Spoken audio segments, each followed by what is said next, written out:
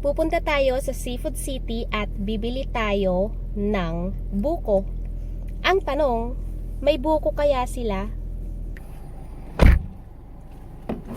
Tara, let's! Tara, let's!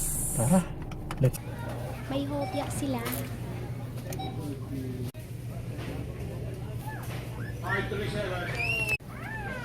Kukuha sana ako ng bread. Kaya lang, marami ng tinapay sa bahay. Kaya lang, may binili ng tinapay si mama. We're back! Alas 11 na. Gising na kaya si mama? I just ate. Ngunit, gutom pa rin ako. Now, let's try the hopya. Masarap kaya ito? Masarap kaya ito? Nga nga.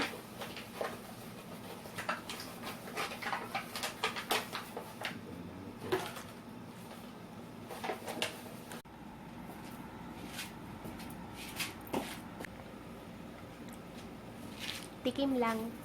Tikim. That didn't see me.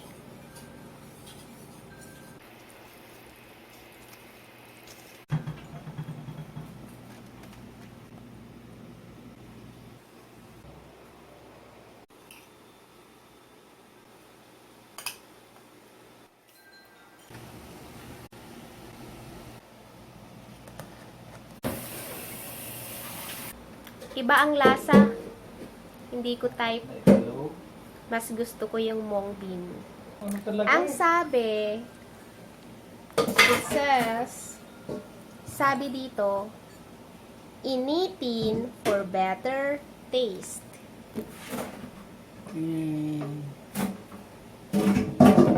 Initin for better taste.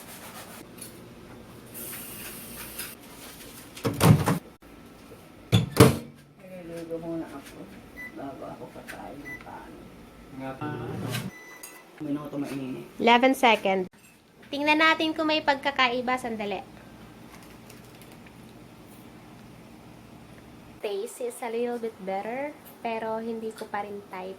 Siguro, dahil ibang hopya. Akala ko Filipino hopya siya. Hindi pala. And it's a little bit sweet. Hindi ako mahilig sa matamis. Ano pa? Lapit ng maluto? Luto na? Yeah. Luto na ang mga puto. Eto, may cheese. Eto, wala.